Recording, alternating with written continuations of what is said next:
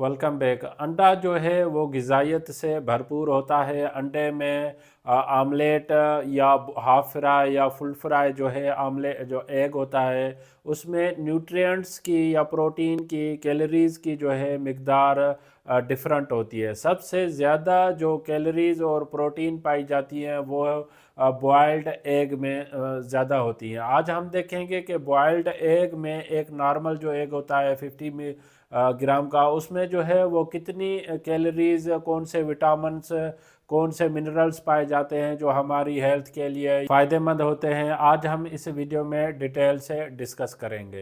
एक boil egg में जो है वो 77 जो है वो कैलोरीज होती हैं। देन उसके बाद कार्बोहाइड्रेट की मिकदार 0.6 ग्राम अवेलेबल होती है। कार्बोहाइड्रेट में जो है हेल्दी कार्बोहाइड्रेट्स एग में पाए जाते हैं, जिसमें टोटल फैट की जो मिकदार है 5.3 ग्राम जो है एक बॉयल एग में जो है फैट पाया जाता है। देन सेचूरेटेड फैट भी इसमें होता है, जिसमें 1.6 ग्राम सेचूरेटेड फैट है। देन मोनो अनसेचूरेटेड या हेल्दी फैट जिसे कहें, उसमें जो है 2 ग्राम उसके जो है एक अंडे में पाई जाती है। देन कोलेस्ट्रॉल जो है वो 212 ग्राम जो है कोलेस्ट्रॉल की मिकदार होती है। या प्रोटीन जो है 6.3 ग्राम जो है एक बॉयल एग में प्रोटीन की मिकदार पाई जाती है। अब देखते हैं कि बॉयल एग में जो है विटामिन्स की कितनी मिकदार होती है। जैसे विटामिन ए की जो है 6% जो डेली